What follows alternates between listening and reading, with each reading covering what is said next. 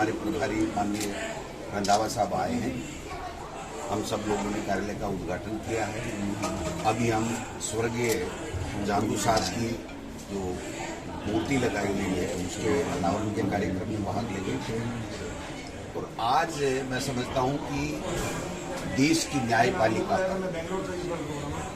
पुनः पूरे देश का पूरा विश्वास कायम रहा है। पूर्व की भांति सर्वोच्च न्यायालय ने हमारे नेता राहुल गांधी जी को जिस प्रकार से डिस्क्वालीफाइड नीचे के न्यायालय ने किया था और जो षड्यंत्र भारतीय जनता पार्टी केंद्र की सरकार उनके खिलाफ उनकी आवाज़ को दबाने के लिए कर रही थी, वो उनका षड्यंत्र कामयाब नहीं हुआ और आज सत्य और न्याय की जीत हुई है।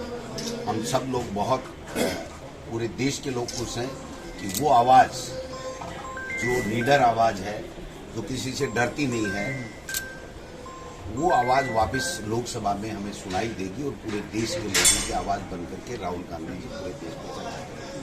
दूसरी बात, आपने कहा कि नहीं सहेगा राजस्थान, ये नारा बीजेपी ने दे रखा है और जगह जगह कार्यक्रम और घेराव करते हैं। मैं समझता हूं कि राजस्थान के लोग ये कह रहे हैं, बल्कि हिंदुस्तान के लोग भी कह रहे हैं कि नहीं सहेगा राजस्थान उन बीजेपी के 25 सांसदों को और केंद्र की मोदी सरकार ने जिन्होंने महंगाई कम करने का 9 साल पहले वादा किया था, जिन्होंने बेरोजगारों को रोजगार देने का वादा किया था, जिन्होंने महिला शक्ति को और शक्ति देने की बात की थी, किसानों की आमदनी दुगुनी करने की बात की थी। वो बातें हवाई हो गई और 25 में से 25 सांसद 2 टर्म तक लगातार रहने के बावजूद उन्होंने राजस्थान में एक फूटी कोड़ी का काम नहीं किया। 25 के 25 सांसद निकम्मे निकले और उनकी निकम्मेपन की पराकाष्ठा हो गई। जब उल्टा नहीं, जो हमारी गहलोत सरकार, कांग्रेस की सरकार अच्छे काम कर रही है, 10 तरीके की गारंटी दे रही है, किसानों के कर्जे माफ कर रही है, ईआरसीपी को उनको राष्ट्रीय परियोजना घोषित करनी थी वो नहीं कर रहे हैं, हम उसमें 13,000 करोड़ रुपए दे रहे हैं और सब लोगों को साथ लेकर के कोरोना में जो बेहतर मैनेजमेंट किया, देश के प्रधानमंत्री को भी बोलना पड़ा था कि राजस्थान से आप कुछ सीखिए और उनको फॉलो कीजिए। तो मैं समझता हूं कि ऐसे लोगों को थोड़ा बहुत तो सोचना चाहिए कि हम क्या कह रहे हैं। एक फूटी कोड़ी का काम वो बता दें, यहाँ पर किसी तरीके की कोई काम बता दें कि हमने ये कर दिया हो, तब तो कहने का अधिकार है। बेवजह बेमुद्दे बना रहे हैं, जो मुद्दे नहीं है उनको मुद्दे बना रहे हैं। जबकि जो देश के और प्रदेश के किसानों के जो मुद्दे हैं कि नेशनलाइज बैंकों का कर्जा माफ होना चाहिए और उसके लिए हमारे मुख्यमंत्री जी ने 7-8 चिट्ठियां लिख दी कि आप वन टाइम सेटलमेंट कराइए और हम किसान का जो हक का पैसा है वो पूरा पैसा हम देने के लिए तैयार हैं। पूरा देश चाहता है कि जातिगत जनगणना होनी चाहिए, 2011 से 15 हो चुकी, उसको उन्होंने रोक रखा है। तो मैं समझता हूँ कि ये सब चीजें जनता समझ चुकी है। इनकी सारे के सारे कार्यक्रम फेल हो रहे हैं, आपस में लड़ रहे हैं, एक दूसरे को नीचा दिखाने का काम कर रहे हैं। अपराधों में नहीं, अपराधों में तो देश के अंदर जो उत्तर प्रदेश में हो रहा है, जो मध्य प्रदेश में हो रहा है, जो मणिपुर में हो रहा है, उसकी तरफ देश के प्रधानमंत्री और भारतीय जनता पार्टी का ध्यान नहीं जाता। कौन सा ऐसा राज्य है जिसमें एक भी घटना नहीं होती हो, लेकिन घटना होने के बाद में जो त्वरित कार्रवाई और न्याय हमारी सरकार कर रही है वैसा कहीं भी नहीं देख रहा। आज प्रधानमंत्री जी 70 दिन के बाद में भी छुट्टी साधे हुए मणिपुर के ऊपर।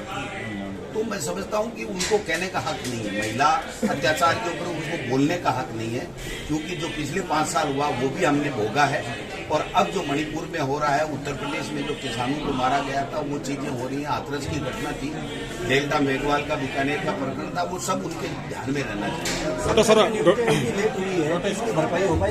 देखिए, जब से रंधावा साहब आए हैं प्रतिदिन सारे संगठन की नियुक्तियां तकरीबन, मैं समझता हूं कि जो छोटे मोटे जो जिला अभी बने हैं उनकी कार्यकारिणी है वो हम 2-5 दिन में कर देंगे। गोविंद सिंह जी, अब इलेक्शन मोड में आ चुकी पार्टी, अगले विधानसभा सीएम साहब बार बार रिपीट बोल रहे हैं, तो कैसे रिपीट होगी सरकार रिपीट कैसे होगी सर?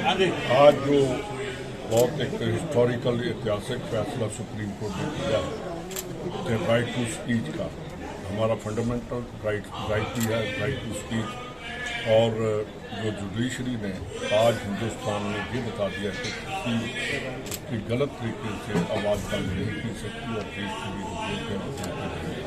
सुप्रीम कोर्ट के ऊपर हमें पूरा विश्वास था। आज हमें वो विश्वास को यकीन में बदला कि वहाँ से इंसाफ मिलेगा। दूसरी बात जो उन्होंने कहा कि राहुल गांधी की 2 साल की ज़िंदगी खत्म, सदा के लिए खत्म, और आज भी कोई बीजेपी वाले लोग कहते हैं अभी तो सस्पेंड हुई है। सस्पेंशन नहीं है, ये न्याय की जीत है। उन लोगों को थोड़ा संकोच करके बात करनी चाहिए। दूसरा जो आपने कहा अध्यक्ष जी से आप पूछ रहे हैं कि महिलाओं के ऊपर, देखिए जितने भी यहाँ केस हुए हैं इमीडिएटली उनकी अरेस्ट भी हुई है। मैं बीजेपी वालों से पूछना चाहता हूँ, मैं गवर्नमेंट से नहीं पूछना चाहता कि गवर्नमेंट का जो शासक होता है वो कहता है मैं ठीक हूँ और सभी गलत हैं। तो मैं बीजेपी से पूछना चाहता हूँ कि मणिपुर में क्या हो रहा है, वो हिंसा हो रही है वहाँ, ये आपके साथ ही हरियाणा में नूह में क्या हुआ, कैसे हुआ, किसने किया, आज तक ना बीजेपी बोल रही है, ना प्राइम मिनिस्टर साहब बोल रहे हैं, ना गवर्नमेंट ऑफ इंडिया को होम मिनिस्टर साहब बोल रहे हैं। ऐसी बातें कि बीजेपी एक मैनेजमेंट इवेंट तैयार करती है, मैनेजर हैं जी, और वो ऐसी बातें फैलाकर लोगों का ध्यान डाइवर्ट करते हैं। राज्य में जो अपराध हो रहे हैं क्या इसका ये जस्टिफिकेशन है? मैं बिल्कुल जस्टिफिकेशन, राजस्थान में भी सर लगातार अगर किसी की बेटी है उसके साथ होता हूँ, मेरी बेटी है, सबसे पहले गवर्नमेंट के चीफ मिनिस्टर की बेटी है जो होम मिनिस्टर थी ना, वो उसकी भी बेटी है। इनके ऊपर जस्टिफिकेशन नहीं, मैं कहता हूँ इमीडिएट हमने उसके ऊपर एक्शन किया है, आदमियों को पकड़ा है।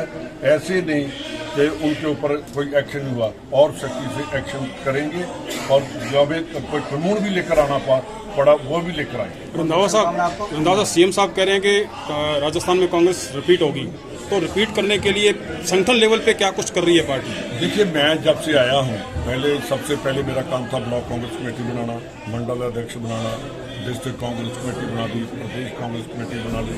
अब जैसे कि हमारे मंगलानी साहब पीछे खड़े हैं, इनको बोल दिया कि कल तक पूरे गंगानगर की जो है वो लिस्ट आ जानी चाहिए, कल हम इनकी कार्यकारिणी भी अनाउंस कर देंगे।